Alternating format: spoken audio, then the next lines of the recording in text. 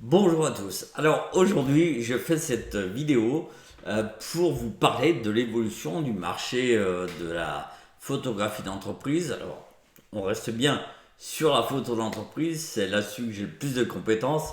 Pour les particuliers, c'est pas mon domaine, donc je pourrais pas vous aiguiller ou vous donner mon avis en tout cas là-dessus.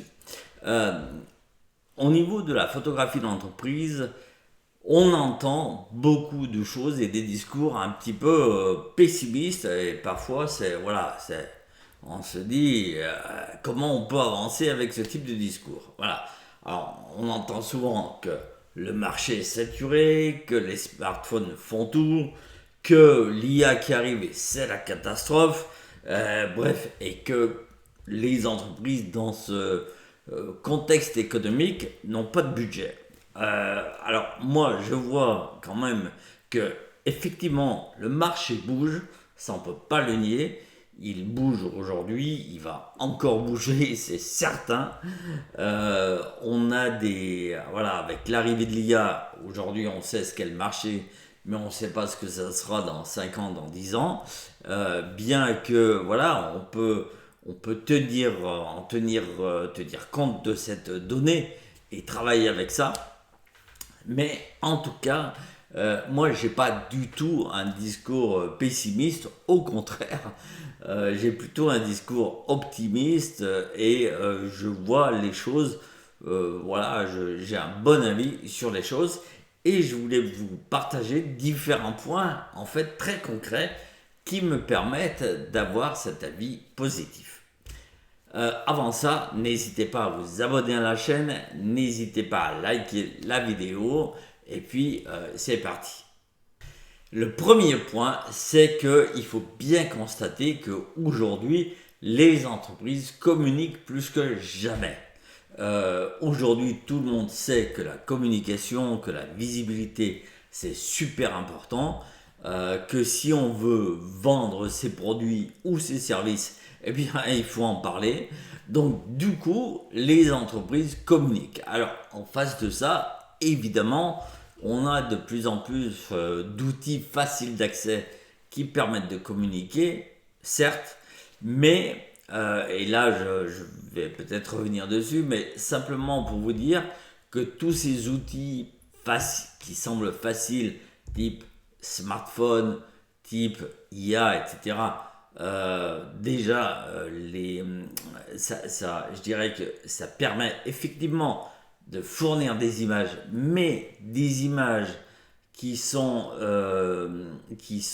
faciles à réaliser, d'accord. Donc ça veut dire que voilà, une entreprise qui se dit bah tiens c'est ma soirée anniversaire ou le départ en retraite d'un tel, bah tiens on va faire quelques photos au smartphone pour s'en souvenir, pour communiquer un petit peu sur cet événement. Mais dès qu'il s'agit d'avoir des choses plus professionnelles, type des photos de produits, type un événement important qui marque, je sais pas, les 30 ans de la société, voilà, ça, ou par exemple des reportages d'entreprise, où là on a besoin de choses plus qui marquent l'identité vraiment de l'entreprise, ou bien lorsque une entreprise a besoin d'images, tout simplement, moi je le vois, de portraits de dirigeants. On s'amuse pas à faire des photos avec un smartphone, un truc qui est pris à l'arrache. Non, on fait des choses vraiment qui sont hyper professionnelles. Et du coup, voilà, donc toutes les images, on va dire, qui sont produites de manière peu professionnelle, parce qu'elles ne correspondent pas à un besoin fondamental, ben évidemment, si vous êtes photographe et que vous restez sur cette partie-là, vous rentrez en concurrence directe avec l'IA, avec les smartphones. Et évidemment, l'intérêt, on va dire, du métier, c'est que là, ça pousse tout le métier vers le haut et c'est ça qui est intéressant. Bref, pour revenir au sujet de ce premier point, les entreprises communiquent de plus en plus parce que, comme je disais, il y a une concurrence qui est exacerbée, qui est pointue de partout, et toute entreprise a besoin de communiquer sur ses produits tout simplement pour pouvoir les vendre. Donc, produit ou service, bien entendu. Donc, du coup, voilà, on a besoin de plus en plus d'images et on a besoin de faire parler de soi. Donc, c'est pour ça que le besoin d'image, à mon avis, il n'est pas aujourd'hui, c'est pas un marché en baisse, c'est pas un marché en décroissance, bien au contraire. Le deuxième point, c'est que les entreprises ont besoin de montrer de la réalité. Elles ont besoin de montrer ce qui se passe réellement dans leurs locaux, dans leurs ateliers, les interactions avec les gens. Elles ont besoin de montrer leurs équipements, leurs locaux, bien évidemment, donc là où elles sont, mais aussi de montrer leurs équipes, de montrer leurs ouvriers, de montrer leurs chercheurs, enfin bref, leur personnel. Elles ont besoin de montrer leurs dirigeants, de montrer éventuellement leurs partenaires, etc. Donc tout ça, ce sont des vrais gens qui vont être pris en photo dans des situations qui sont réelles et flatteuses. Donc du coup, là, encore une fois, IA, smartphone, on n'en parle même pas. Mais voilà, donc ces entreprises ont besoin de réalité. Elles ont besoin d'une certaine mise en scène. Elles ont besoin de direction artistique. Alors, aujourd'hui, comme on le sait tous, on a tous un téléphone dans la poche et un appareil photo dans la poche, et donc du coup c'est très facile de prendre sa petite photo. Mais aujourd'hui l'entreprise c'est pas uniquement ce qu'elle va chercher. Elle va pas uniquement chercher une photo, elle va chercher une direction. Elle va chercher à ce que vous la conseillez, vous l'orientez sur la manière de communiquer, de faire passer un message, parce que ce qu'elle veut c'est générer de la confiance, générer de la, je dirais, du professionnalisme, etc., etc. Donc toutes ces notions-là, vous allez faire passer ça à travers, évidemment, les photos que vous allez produire. Le troisième point, et alors ça c'est vraiment hyper important, c'est la partie recrutement. On le sous-estime tout le temps, mais en fait c'est hyper important. Il y a des secteurs en tension. La restauration, évidemment, hôtellerie-restauration, je mets ça dans le même sac. Mais donc voilà, le bâtiment, l'informatique, la santé, il y a plein de secteurs qui sont en mal de recrutement. Et pour attirer des gens, eh bien, entre autres, qu'est-ce qui fait partie du package de recrutement? C'est finalement l'atmosphère, les moyens qui vont être mis à disposition et l'atmosphère qui règne dans l'entreprise. Donc, elles ont besoin, ces entreprises, de communiquer sur ce qu'on appelle la marque employeur. C'est-à-dire faire en sorte de se présenter sous le meilleur jour pour les candidats. Donc, par exemple, là, vous allez faire des reportages sur l'atmosphère, l'ambiance qui va régner dans l'entreprise. Donc, ça peut être des photos de locaux, d'équipes qui évoluent, de gens qui sont au travail, d'ateliers, etc., d'atmosphère. Voilà, il va falloir donner une atmosphère. Et là où c'est intéressant, c'est qu'en général, vous produisez des photos dans des situations et des environnements différents, mais tout ça, il faut que ça soit relié par un fil conducteur. Et ce fil conducteur, c'est le fil conducteur d'une communication, donc qui va être donnée par l'entreprise, une ligne directrice, on va dire, et donc elle va vous dire, voilà, moi je veux plutôt faire passer ça et ça et ça. Donc là, vous allez produire des images qui correspondent réellement à son besoin. Il faut vraiment se mettre dans la tête quelque chose quand on travaille avec les entreprises. Il faut vraiment s'adapter à l'entreprise et à ses besoins. Elle achète une prestation dont elle a besoin, pas forcément un œil artistique, machin, etc., qu'on pourrait le faire pour un particulier, par exemple. là, elle va se dire, ok, moi j'ai besoin de communiquer comme ça, comme ça et comme ça. Je veux que les images que je vais obtenir permettent de voir ça et ça. Et donc, voilà, elle va rechercher ça. Donc, soit elle va travailler avec une agence de communication et vous, en tant que photographe, vous allez voir avec cette agence de communication voilà, comment vous pouvez intervenir et produire les images, soit vous travaillez directement avec le responsable de communication ou RH de l'entreprise. Le quatrième point que j'observe, c'est que les spécialistes sont de plus en plus recherchés. Alors, ça c'est un peu à nuancer parce que on peut se permettre d'être spécialiste déjà quand on a suffisamment de marché autour de soi, c'est sûr. Mais, et puis la deuxième condition, quand on a commencé un peu à travailler dans le domaine et que on voit pointer quelque chose déjà, peut-être qui nous plaît plus, il y a plus de demandes, etc., etc.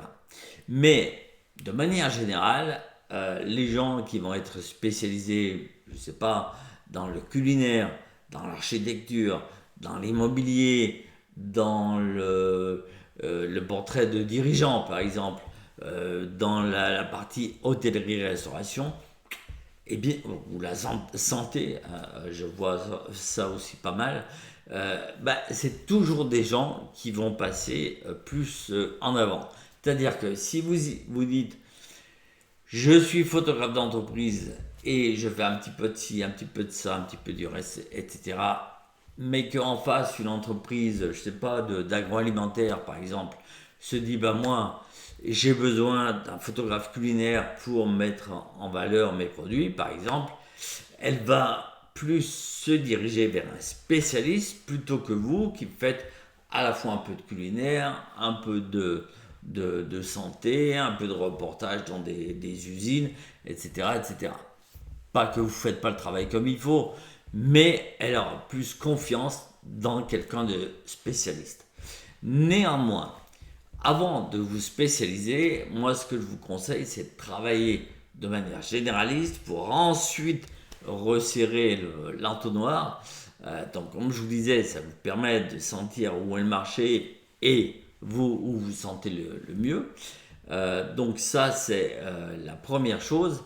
Et la deuxième chose, c'est avant de vous spécialiser, quand vous démarrez votre activité, avant d'aller dans une direction précise, faites une étude de marché sur votre secteur. Donc, alors, faire une étude de marché aujourd'hui, c'est très simple. Vous demandez ça à l'IA de manière assez précise quand même, et il y a un prompt qui soit très détaillé, qui soit bien construit. Mais l'IA va déjà vous donner des pistes qu'il va falloir aller vérifier sur le terrain.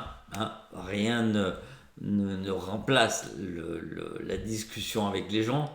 Donc, mais l'IA, elle va quand même vous dessiner un peu un tableau en vous disant, voilà, dans votre secteur, vous avez plus, il y a plus d'intérêt d'aller là-dessus et là-dessus parce que la demande est plus importante, parce que les budgets sont plus importants, etc., etc. Donc, voilà, c'est quelque chose vraiment à prendre en compte. Le cinquième point que vous gardez en tête tout le temps, c'est que l'entreprise achète des résultats. L'entreprise ne va pas acheter une séance photo. Bon, ça je dirais, c'est le moyen, c'est le passage obligé, on va dire. Mais ce qui l'intéresse, c'est le résultat.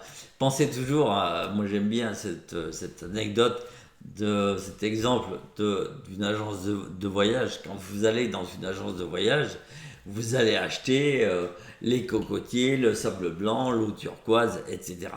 Mais par contre, vous n'achetez pas les 12 heures d'avion, le risque de perdre vos bagages,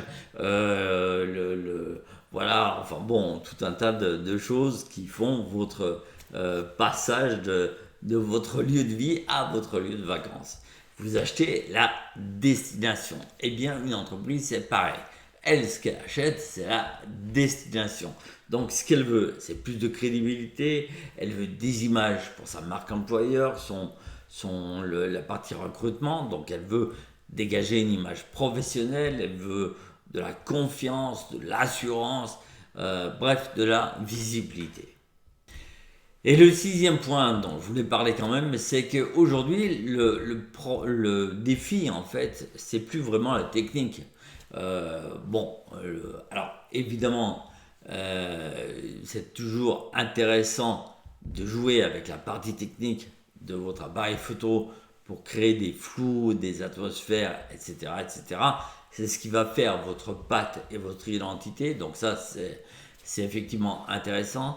Mais hormis cet aspect-là, je dirais que la première chose qu'il faut quand vous rencontrez une entreprise, un client, c'est de comprendre bien son besoin, quelle va être l'utilité de l'image derrière, qu'est-ce qu'il veut réellement communiquer, quelle histoire il veut raconter, et il va falloir l'accompagner dans son projet, pas lui montrer que vous êtes entre guillemets uniquement photographe, mais lui montrer que vous pouvez l'aider à, je dirais, bâtir sa stratégie de communication.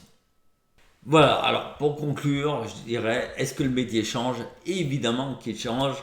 Est-ce qu'il va falloir s'adapter? Évidemment qu'il va falloir s'adapter, sinon vous n'allez pas durer bien longtemps. Moi, je suis convaincu que le marché il est en pleine évolution positive. Positive. Je suis assez optimiste sur l'évolution du marché, mais encore une fois, il va falloir s'adapter parce que le marché change très vite. Et donc, les besoins des entreprises aussi évoluent assez rapidement. Donc, il va falloir composer avec tout ça pour gagner la partie. Voilà, c'est tout pour cette vidéo. Merci d'avoir suivi. S'il vous a plu, n'hésitez pas à la liker. Et puis moi, je vous dis à très bientôt pour une prochaine vidéo. Ciao.